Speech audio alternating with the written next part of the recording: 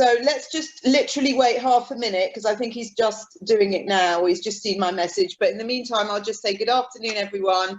Nice to see you all on this lovely sunny day. Oh, I'm the host now. Okay, so it's done. I've never been a host for a group before, so bear with me if I'll just see how it goes. Nice to see you all, figuratively, anyway. And thank you very much, Ruth. Your show is going to be messages from the Megillah, close analysis of the narrative and characters. We're looking forward, and if I can ask everyone to mute themselves unless they're asking a question, I think that's the best way. Yeah. And in terms of questions, Ruth, do you just want to tell everybody if you want questions at the end or in the middle, or how you want to play it with the questions? Yeah, I mean, it's Hashem, leave time at the end for general questions, or if they're more complicated, but anything where you don't understand a key point and I'm going to be moving on, feel free to interrupt if it's like a quick thing, and I'll answer then. If it's not quick, I'll leave it till the end. Okay, so fire away. Great, thank you. Okay, thank you very much. And as I say, the good thing about these is you can eat, you can chew gum, you can do what you want, because I can't see any of you or hear any of you. So that's a good thing. Anyway, thank you very much. I just want to thank Nair, first of all, very much for asking me to speak. It's a great honor and a privilege, and for organizing this, Rebbetzin Zobin, Julie, and obviously Louise. So thank you, everyone. And I also want to say that I'm Amir Hashem giving 3 shiurim. This is the first of 3 on chapter 1, 2, and 3, respectively, of Megillas Rus. And these are all being given in the merit for all the cholim, the Soshar Chole Israel, all those who need a refuah shalema, and all good people in the world who need a refuah in this very difficult matzav. So the first shir today is, many of the points from this shir are taken directly, I'm unashamedly saying it, from Rabbi Emanuel Bernstein Shlita, from his shirim on Shavuos. So to start off, it's a minhag Yisrael to read this Megillah on Shavuos. In Chutz La'aretz, outside Israel, we read it on the 2nd day, and obviously there's only 1 day in Israel, so they read it then. And there are many varied reasons why we read this Megillah then. Number 1, Ruth, she accepted the Torah as the Jewish people did and do on Shavuos. Number 2, she was the great-grandmother of David HaMelech, King David, and he was born and died on Shavuos, as the Gemara tells us. So the Megillah is read in his honor. I don't know where I'm up to, 3 or 4, whichever reason. The wheat harvest culminates in Eretz Yisrael on Shavuos, and the story took place during the wheat and also the barley harvest. And there are many more reasons. So that's just some of the reasons why we read the Megillah at this time. And who wrote the Megillah? It was the prophet Shmuel. He wrote, and the reason he wrote it was to delineate the lineage of King David. And in fact, if you read the final Pasukim of Megillah, it concludes stating the connections between David HaMelech, King David, and Ruth. Now, when did this Megillah happen? It happened approximately 3,000 years ago. Now, there's a very interesting comment which emerges from the Gemara in Maseches Baba Basra on page 14b. And in this Gemara, they discuss various works of Tanakh, the Torah, the Nevi'im, the Kesuvim. And they say about the Kesuvim, they say what, and which of course Ruth is part of Kesuvim, they say what should the order be? Now, the Gemara states that, and this is, we don't follow the Gemara, I don't know if there are halachic ramifications for the order, but the Gemara states that the order of Kesuvim should follow the chronological dating of the events. And that's why Kesuvim begins with Megillas Ruth. I mean, that was already in the time of the Shoftim. So, but this begets a very important question, because one of the works of Kesuvim happened far earlier, and that is Sefer Eov, or Job in English. Now, there's much discussion as to when Sefer Eov took place. When did he live? There's even an opinion in the Gemara that Eov is a mashal, it never happened at all. Some say Eov lived in the time of Moshe Rabbeinu, Moses, and possibly even earlier in the time of Avraham Avinu. So the point is, even if we go with the later one, say Moshe Rabbeinu, Moses, why, if we're following the chronological order of events, does Sefer Eov not appear before Ruth? In the list of how Kesuvim should appear, the Gemara puts Ruth first and Eov somewhere down in the middle. So why is this order? It doesn't make sense. So to paraphrase the Gemara, well, if you've ever read Sefer Eov, you'll understand why one would never want to begin anything with Sefer Eov. Put it in the middle, put it at the end, let everyone be happy for a while. You cannot set the tone of Kesuvim with such a Sefer of such enormous calamity. But the Gemara asks, Megillas Ruth also starts with calamity. And being Perek Aleph, which I hope we'll discuss today, it's an absolute tragedy. There's a famine in the land, that's in Eretz Yisrael, almost everyone dies, and then just Ruth and Naomi are left. And the Gemara responds to this by saying, yes, it does start that way, Megillas Ruth, but it has an acharis, which sounds like it has a good ending, which it does. But hang on a second, so does Sefer Eov. If you read the final Pesukim in Sefer Eov, it describes the fact that Eov actually ended up doing quite well. And in fact, Hashem bestowed on him more good, I think it says double, than he had in the beginning, and he had many children and beautiful daughters. I mean, it's lavish in its description of how good things were for him. So the question is, why does not the ending of Sefer Eov override or mitigate the calamitous beginning, whereas the ending of Sefer Ruth does? Now, set against this question, let's look at the Megillah. So if you have either an actual book of the Megillah in front of you, or I did send out a link from Machal Mamre, which just has the Perek 1 of the Megillah. So Pasuk Aleph, Perek 1 already begets questions. The Megillah starts, Vayehi bimei shufot hashufotim. I'm reading just the Hebrew. I don't have your translation, so I'm just translating it literally. I don't know what your English says. So it was in the days of the judging of the judges. Vayehi ra'av ba'aretz, and there was a famine in the land. Vayelech ish mi Beis Lechem Yehuda, and a man went from Beis Lechem Yehuda, that's a place, lagur b'stei Moab, to dwell in the fields of Moab. So Vayelech ish, some anonymous man, went from Beis Lechem to dwell in Moab. Hu v'ishto shnei banav, he and his wife and his 2 sons. So it begins with Vayehi bimei shufot hashvotim, and that, even on a Peshat level, is rather difficult because that is so vague. The Shoftim spanned approximately 350 years. They were approximately from 1228 BCE to 931 BCE. So it hardly narrows it down. I mean, why not tell us which Shofet? I mean, there were at least a dozen of them. It's like saying, Vayhi bimei nevuas hanavim. Well, that was about 1,000 years. So when in that 1,000 years? And for all the other Sepharim, it's just the norm to mention which Navi, which Shofet, which Melech, who we're talking about. Then we can say, yes, during the reign of Chizkiah HaMelech, or whoever it was. Now, there's a well-known midrash where Chazal tell us the statement, Shufot HaShvotim, is not to give us the time specifically. That's not important here. That Shufot HaShvotim is a conceptual introduction. It's describing the times, the tkufa, as they say in Hebrew. They were times of Shvot HaShvotim, the judging of the judges. That's what it literally means. Shvot is the judging of the judges. Meaning, not that the judges did the judging, but that the people were judging their judges, i.e.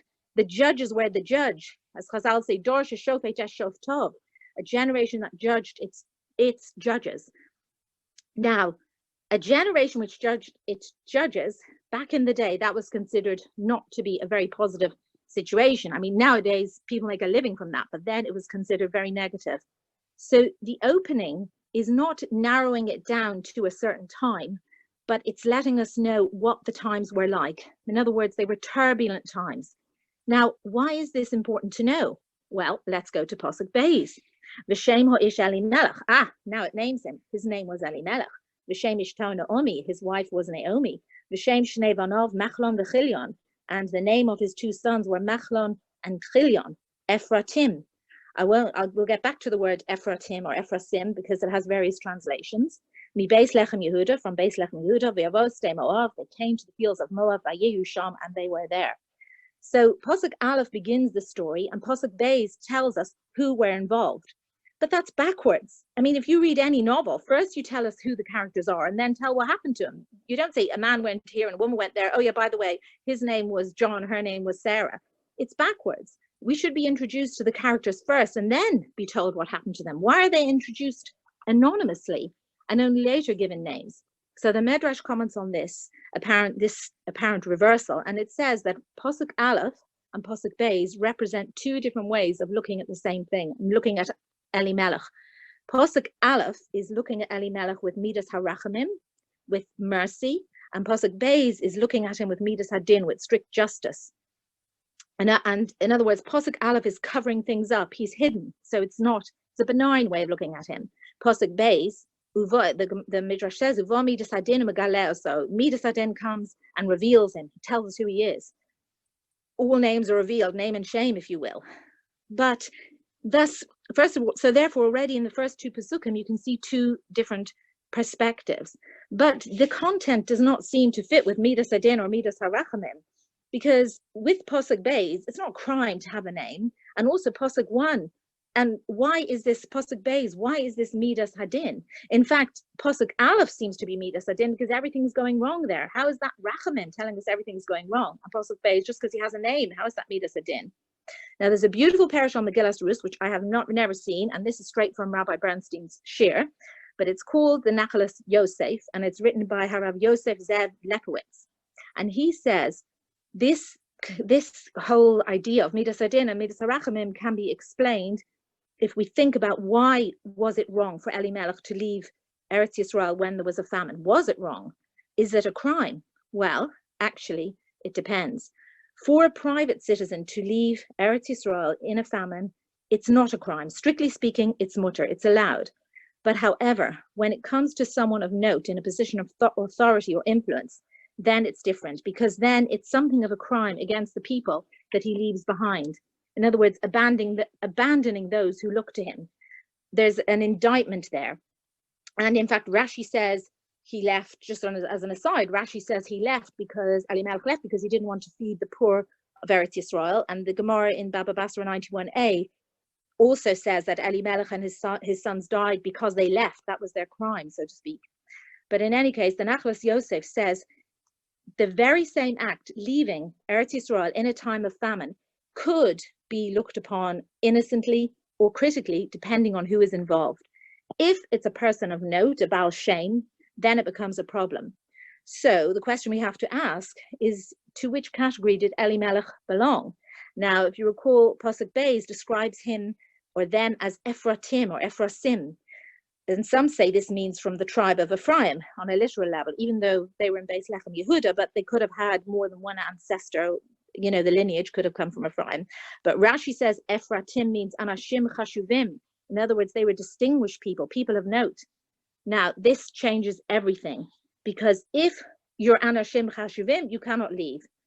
But we could still ask, what if being a person of note is not worthy, not noteworthy? Remember, Pasuk Aleph also stated it was a time when people did not respect their leaders. Or as Rabbi Bernstein Shlita, he says, what if being a person of importance is a matter of no importance? What if someone is a nobleman by name but not by nature, or by position or influence? What if you're not respected, you're not looked up to? If the entire institution of authority had lost its meaning, then does that mean the responsibility that goes with belonging to such a group also disappears? And that's why Pasuk Aleph is Midas Harachamim. In other words, it was a time when authority was not respected. People were just judging their judges and nobility. And the nobility, and they were just subject to critique or even worse. So, Vayihi b'mei shvot hashvotim, that's the case for clemency for Elimelech. It's Midas Harachamim. He was in a time when there was no respect for authority. And in times like that, the Midrash is teaching us, it doesn't mean anything to be a nobleman. And so he's unnamed. So that's Pasuk Aleph, Midas Harachamim, no name. The act of leaving becomes almost acceptable or acceptable. But then you get Pasuk Beis, and that's Midas Hadin. It's unforgiving. It's saying, no, he has a name. He's Elimelech. His wife is Naomi. His sons are Machlon and Chilion. And moreover, they're Ephratim. They're important. Anashim Chashuvim. But it is a very delicate point of criticism of Elimelech, because really the Pasuk is saying, whereas he may not have enjoyed any of the prestige or recognition of being a significant person, he is nonetheless not allowed to absolve himself of the responsibility of being in that position. That's what Pasuk Beis is saying. It was not acceptable for him to act like a private citizen, even if he was being treated as such. Midas Hadin dictates that despite that, he should have taken on the responsibility.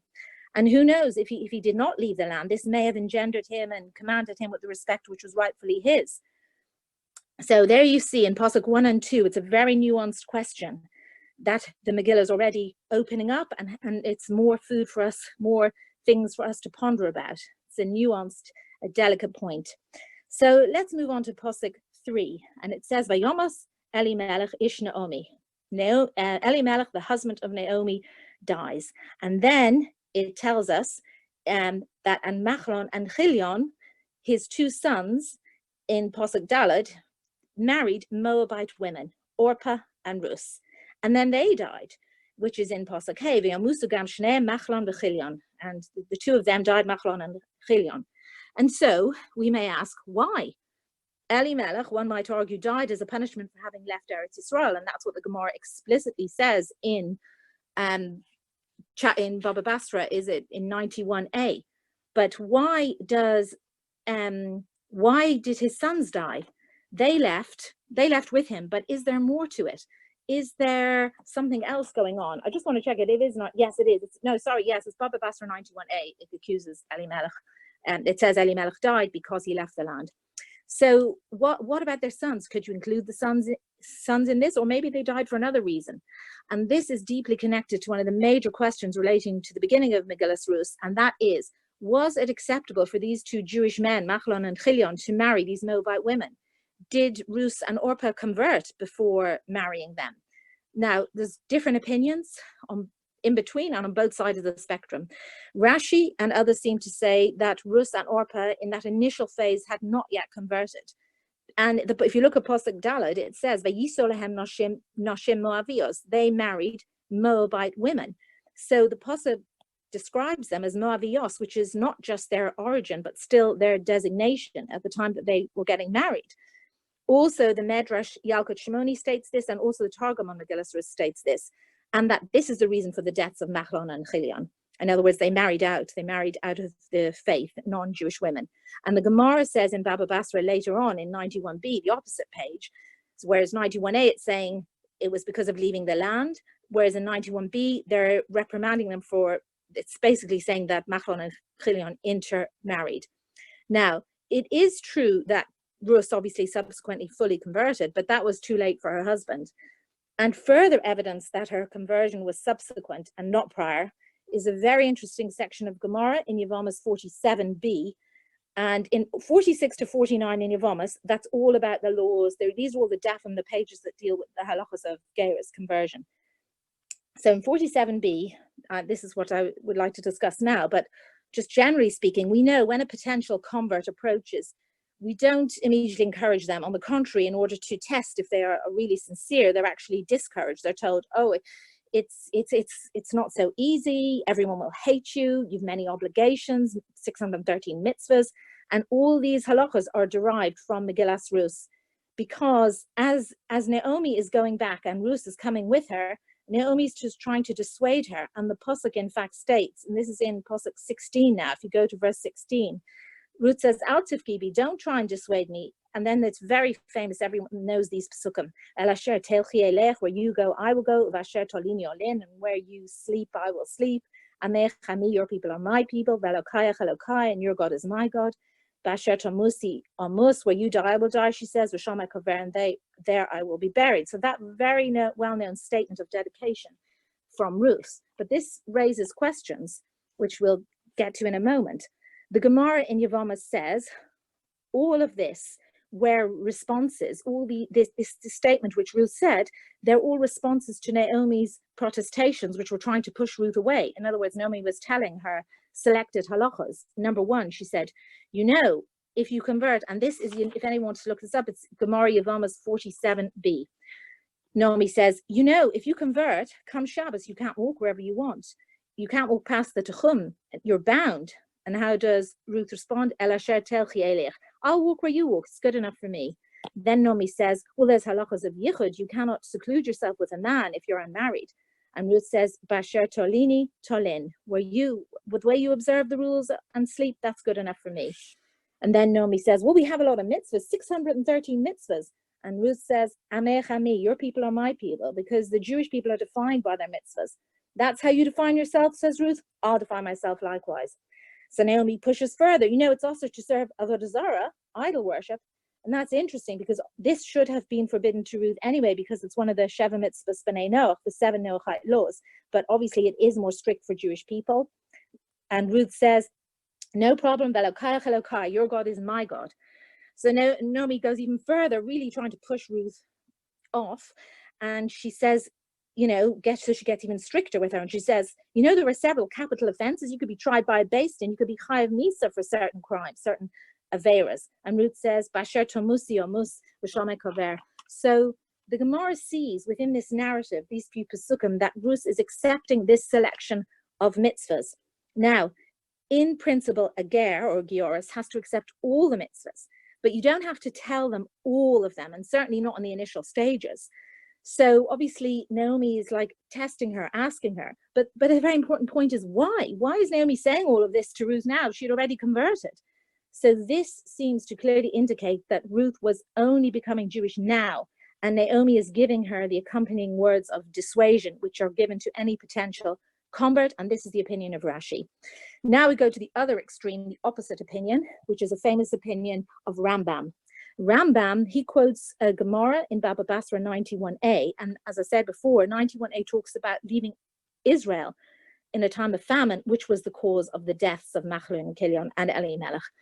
And so that would imply, if you just forget 91b, but just looking at 91a, it's funny how two sides of the Gemara have completely like contradictory views. But if you just take 91a alone, this implies, if it's basically saying, yeah, they died because they left Israel, well, in a time of famine, well, that would seem to imply that their respective marriages were kosher. There was no problem with them.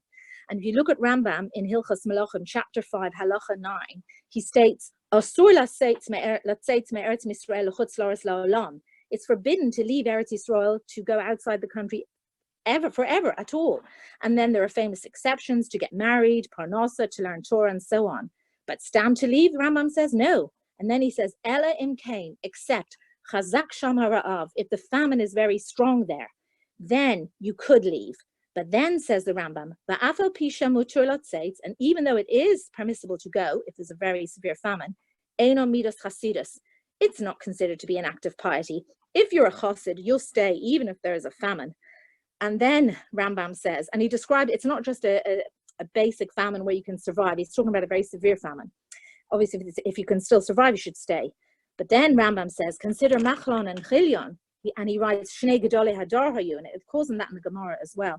They were great men of the generation. They were two of the Gedolei Hadar. I don't know how many other people the Rambam calls Gedolei Hadar in the Mishnah Torah, but he says they were Gedolei Hadar. Consider them. They left due to very pressing circumstances, and they still were deserving of being destroyed. And now it's interesting because Rambam presents it as they were such gedolim, they had so many merits, and still it didn't help them. They died anyway. But really the irony is it's because they were such gedolim that they ought to have stayed. So presumably the way I understand the Rambam and the way I understood it explained by Rabbi Bernstein Shlita, that he's saying is that if they were such gedolim and they got such harsh punishment, then it's not midas chasidus for anyone to leave. But the point is, the main point here is that if Rambam is saying leaving Eretz Yisrael was the reason for their demise, it sounds like there were no more pressing issues and over which they would have been punished. In other words, intermarriage. So according to Rambam, opposite to Rashi, he is saying that he seems to be saying their worst crime was leaving Eretz Yisrael, which in turn sounds like their marriages were in order, i.e. Ruth and Orpah had in fact converted prior to marriage. And this is also the famous opinion of the Ibn Ezra in his parish on Megillas Ruth, and in fact Ibn Ezra proves it from the Pesukim, and he says that's why when Orpah leaves Naomi, and if you look at Pasuk Tesvav 15, when Orpah leaves, Naomi then says to Ruth, look at Orpah, maybe you should follow her. Vatomer, and Naomi said, Hinei shavai v'imtech, behold your sister-in-law's gone back, Elamah, to her people, Ve'el Elokah, and to her deity, she's returned. And then he says, Shuvi acharei v'imtech, maybe you should follow her as well. So Ibn Ezra says if going back to that way of living, to her God, she's gone back to her God again, it's called returning. It sounds like she's returning from being somewhere else. In other words, she was already Jewish. That's what the Ibn Ezra says. Although one cannot revoke or rescind a proper conversion, it's irrevocable. In any case, if they were really fully Jewish, how could Naomi try to persuade them to go back to Moab? If someone's fully converted, you can't. It's, you know, as I said, it's irrevocable. You can't, why is Naomi persuading them? So Naomi's trying to send them back would seem therefore corroboration of the fact that they were not Jewish. So we've got different opinions, strongly yes, strongly no, but then there's a third school of thought, and that's from the famous Bach the Bais Chodesh, Rabbi Yol Zerkas. He wrote a famous commentary on the Torah, the halakhic work, and he lived in the 1500s. And he has, I think he actually has 2 Perushim. I'm just trying to find my notes. I think he has 2 Perushim on Megillas Rus. But in any case, the Bach says it's possibly there was some kind of conversion. And he says, this idea actually comes from the Zohar, but he develops it. And he says that it's possibly there was some sort of conversion prior to the marriage. However, it's possible that it did not meet the halakhic requirements for a valid conversion, which are, it has to be sincere for the right reasons and with the acceptance of all that goes with being Jewish. Obviously, some conversions are rather suspect in this regard, especially those where marriage is involved, because there's a very good chance that that's what the conversion is all about. In other words, a conversion in name, but not in content. And it's clear that no one had ever spoken to Ruth Orpah in terms of what it means vis-a-vis keeping mitzvahs until Naomi is in this parak. So therefore, Naomi has strong reason to suspect that the original gerus was done perhaps for purposes of marriage, and therefore it wasn't halakhically valid. And another very important point, and that is that this story happened about 300 years after the giving of the Torah, and no one knew that the ban on marrying anyone from Moab only applied to the males. Now, in the Seder of Kitzeisei, it says, this is in chapter 23, verse 4 in Devarim, it says, Lo yava Ammoni u'Moabi b'kal Hashem. An Ammonite and a Moabite cannot come into the congregation of Hashem. And Rashi says, Kal Hashem means marrying into, a regular Jewish person. So on the face of that posuk, it seems to say, nobody from Ammon or Moab can marry someone Jewish. But going to the Gemara in Yevamah 77a, it says here, Kach mikublani mi beis dino shel Shmuel haramosi, which means from Shmuel Hanavi, it was passed down in the oral law, which means it's halacha leMoshe miSinai. It was passed down verbally from Moshe. How do they clarify this posuk? Ammoni velo Ammonis, Moavi velo Moavis. In other words, you cannot marry an Ammonite or a Moabite. Yes, an Ammonite man, but not an Ammonite woman. A Moabite man, yes, but not a Moabite woman. In other words, a Moabite woman and an Ammonite woman can indeed join the congregation of, can marry a regular Jewish person. So obviously not a Kohen and so on because they're converted, but they're just a regular Jew. So the oral Torah qualifies this, stating that the ban only applied to the men but not to the women. So, but the point is, this was 300 years after Matan Torah, and up to this point, no one from Moab wanted to marry into the Jewish people. So this halacha had basically fallen into disuse, and it was largely unknown. All this comes from, I think it's from the Tzitz Eliezer, Rav Eliezer Waldenberg, quoted by Rabbi Bernstein. So this halacha had been fallen into disuse. Now, later on, we see in history, the time of David HaMelech, all the grief he went through because of his supposed non-kosher ancestry, because they said, oh, you came from Ruth, she's Moab, we're not allowed to marry Moab, you're not good enough.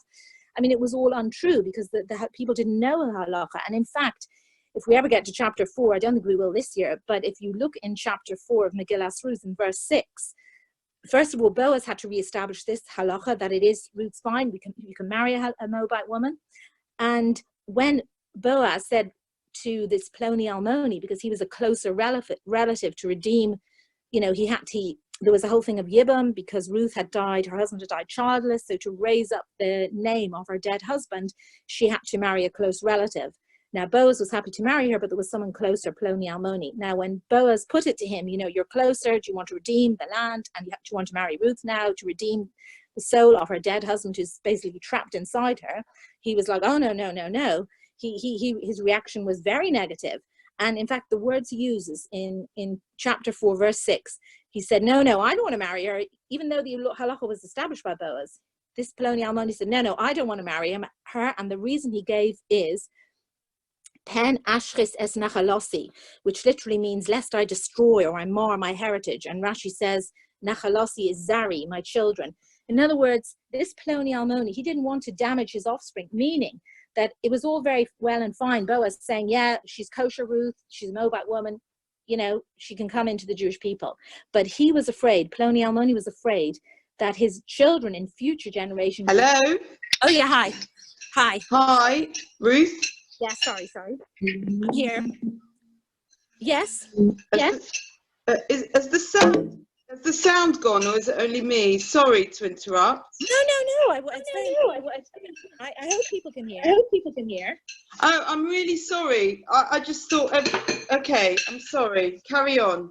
Okay, no problem. I hope. Okay.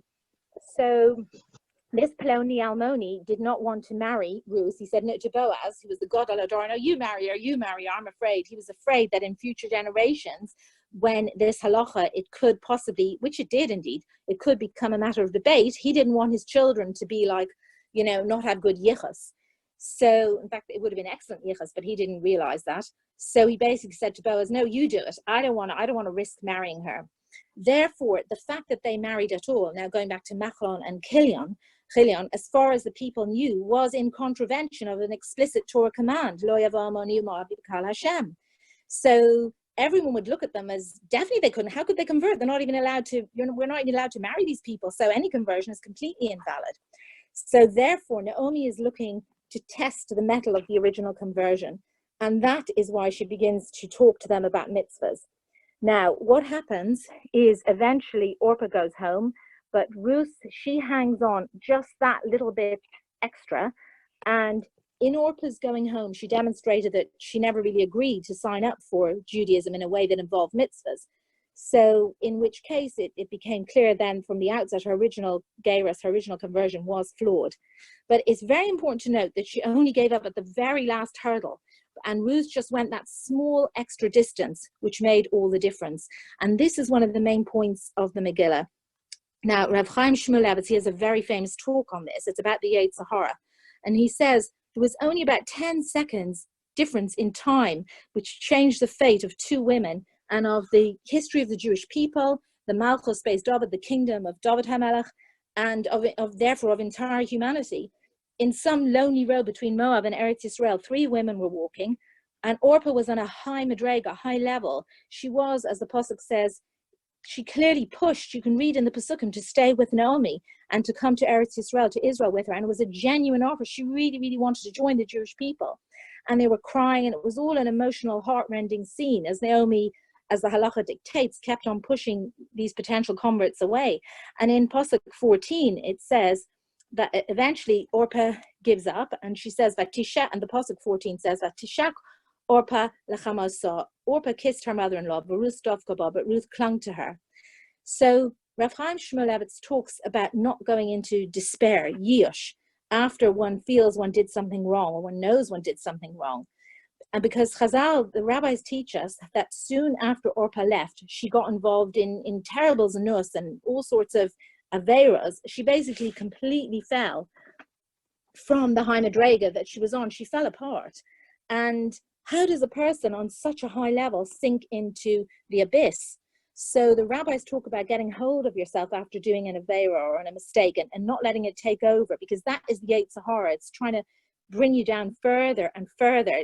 So, in fact, the Maharsha, he points out, if you look in Novi, all the famous descendants of Orpah, like Goliath, who later fought David HaMelech, they were all in Eretz Pelishtim, in Philistine land. So what are they doing there? The Pasuk said she returned to Moab. Verse 15, Naomi explicitly says to Ruth, behold, your sister-in-law has returned to her people. In other words, she went to Moab. So how on earth are all her descendants in the land of the Philistines, which is like Gaza territory? It's miles away. So the Maharsha suggests that Orpah was so bad and such an embarrassment. Don't forget, she was a princess. Ruth and Orpah were sisters, daughters of King Eglon of Moab. She was such an embarrassment to her family and to the royalty that the king got rid of her and basically banished her somewhere else, far away. So the point is, she was so high initially, but one little slip up, she didn't push that extra step with which Ruth pushed to join Klal Yisrael. And the Yetzer Hara says to her, that's it, you blew it, you're worthless, you're useless, now you might as well eat, drink, and be merry. And it's so not true. She didn't have to convert. She could have just gone back, married a nice Moabite prince, and kept the Sheva Mitzvahs B'nai Noach. But no, she saw it, as we so often do. When we slip up once, we say, oh, we're useless, I might as well do this, now I might as well do this. And that is totally the Yetzer Hara, tactics of the Yetzer Hara trying to bring people down. So if you look at the end of verse 14, it says, V'Ruth dovka ba. Ruth clung to her. Now, the Medrash says that what separated Ruth from Orpah, it's fascinating Medrash, because, you know, you would often think that, oh, Orpah wasn't really up to much and Ruth was amazing. But the fact was, according to this Medrash, Orpah nudged and pushed Naomi, the Medrash says, 100 times. And how many times did Ruth push? You might think 1,000. No, 101. One more minute and both would have joined the Jewish people. So there's 1 minute difference between losing everything versus being not only Jewish, but the mother of royalty and eventually Mashiach. So this is a huge lesson. When we reach the point, we think, I can't do more. I'm bursting. I'm going to scream. I'm going to have to say that Lashon Hara. Don't. Hold on 1 second. Count to 10 slowly and try to keep yourself going. Don't say the Lashon Hara. Don't try extra harder to understand something or to understand a person. And this tiny amount of time, this extra pushing, this extra mile, that's the difference. It's a small difference, but it's a key. And that's the difference between a Rus and an Orpah. And also very interesting, speaking of the Yetzer Hara, the Vilna Gaon points out that the reason Naomi relented and finally did accept Ruth was because she could see that she was genuine, L'Shem Shemayim. Because when things are pure, and maybe this will be spoken about in the other shirim on the Megillah, but it's a general concept in Judaism. When things are pure and holy, that's when one gets the greatest pushback, the greatest resistance from the Yetzer Hara. So if you look at Pasuk 18, it says, which means she saw that Ruth was determined to go. Ametz is like Ametz Koach, like strong. She was exerting herself. And then she stopped speaking to her. She saw she was determined to go. Now, the Vilna Gaon, she was struggling. She was out of breath. She couldn't keep up with Naomi. And when Naomi saw this, she said, okay, she's genuine. I'll accept her. And why? Because Ruth was approximately 40 years old and Naomi was over 80. And why would it be such a struggle for this 40-year-old to keep up with the much older Naomi? So Naomi realized if she's fighting and struggling, the Yetzer Hara is stopping her. Therefore, she's noble. She's got genuine aspirations. It must be coming from a noble desire. So because Ruth persists against the Yetzer Hara and refuses to be pushed away, one could perhaps say that even though her original Geirus was perhaps in doubt, but retroactively you could confirm it and say it was genuine because she was always prepared for the mitzvahs. Now, this is a very important point in the Megillah, because Ruth's decision to stay with Naomi is not just a decision to become Jewish. I mean, she could become Jewish and go and become anonymous anywhere, but it's a decision. Her decision was to stay with Naomi.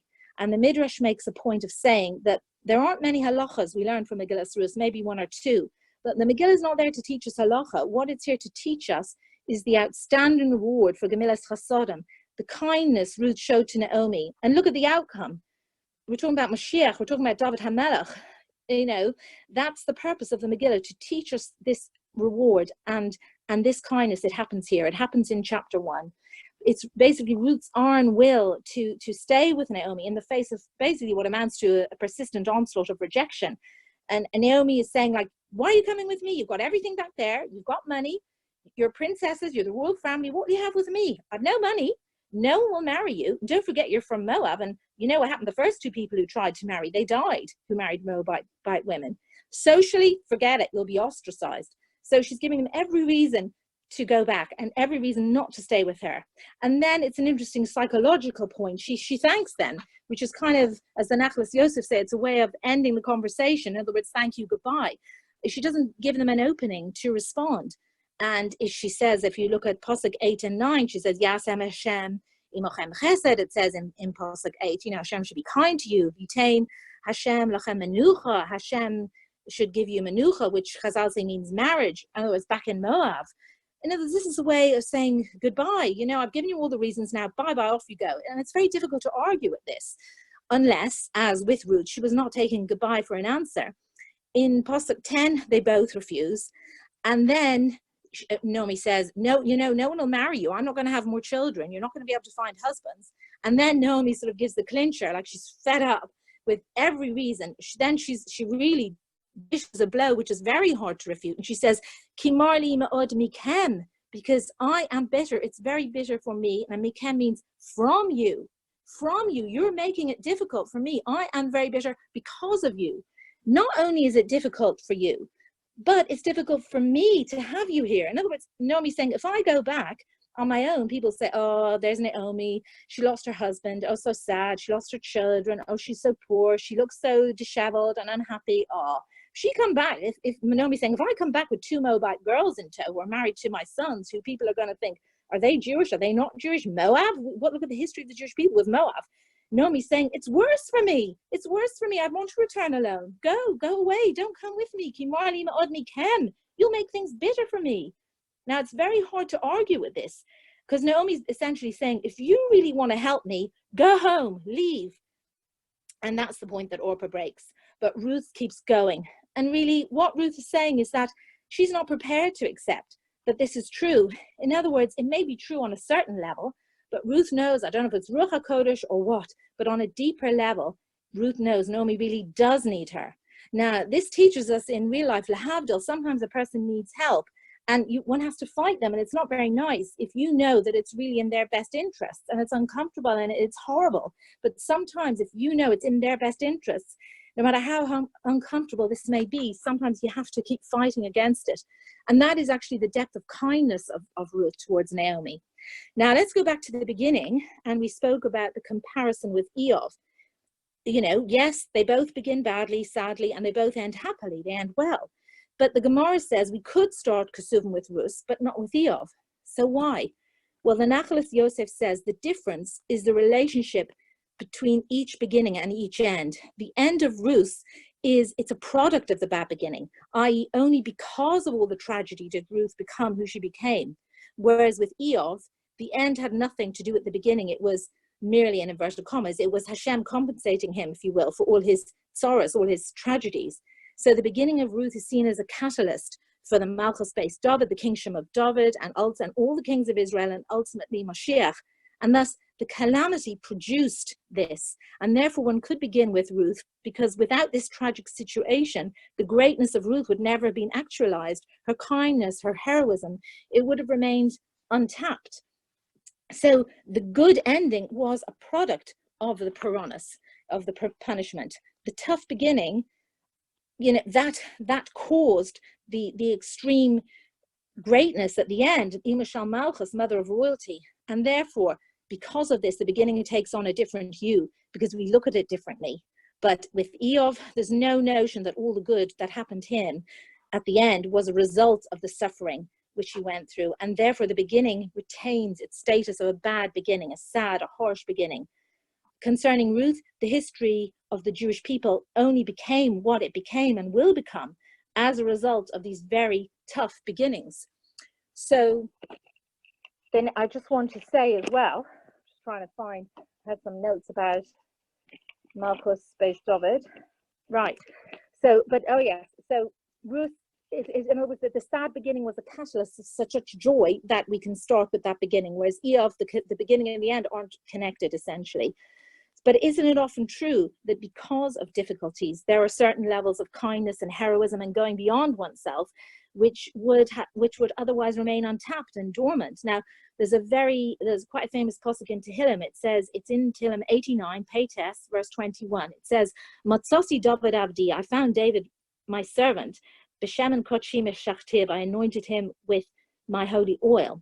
So the Midrash asks on this pasuk, Matzasi David Avdi, I found David my servant. Heicham Matzasi, where did I find him? And the Midrash answers, Bisdom, in Sodom. Well, what does this mean? Well, obviously on a literal Peshat sort of level, the roots of David HaMelech are partially in Sodom, because he is from Moab, who came from Lot and his daughter, and they lived in Sodom. So genetically he's descended partially from Sodom. And when Lot was told to take his 2 daughters to escape by the angels, this is in Vayera, chapter 19, verse 15, the angels say, take your 2 daughters, Hanim Sa'ot. Now Chazal say, why do you need to say Hanim Sa'ot? Just take your daughters. He knew where they were. Obviously, everything he had to take is found there. What's the extra verbiage, Hanim Sa'ot? So the Midrash says this is, Hanim Sa'ot hints to the word Mitzia. They're refined. Your daughters are refined. Take them out. They need to be salvaged.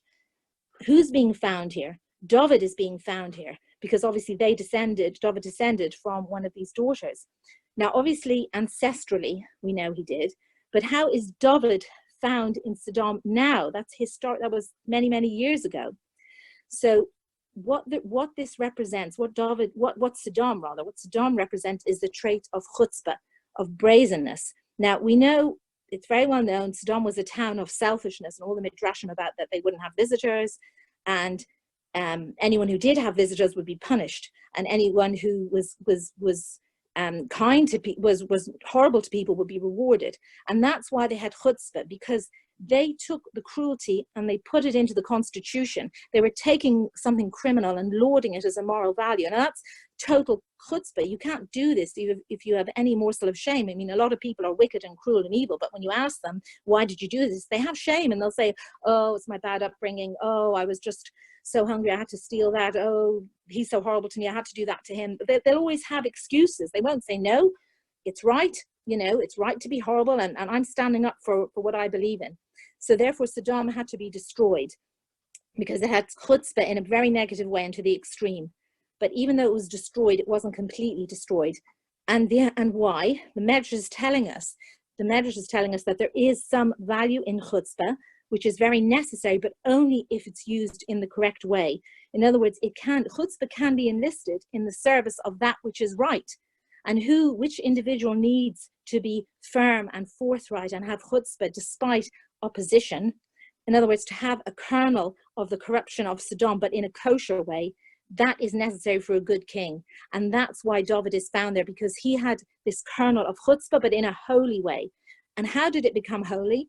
The Medrash is teaching us that this midah of chutzpah, it was refined and sublimated and purified and elevated with Ruth, because she enlisted this kosher chutzpah.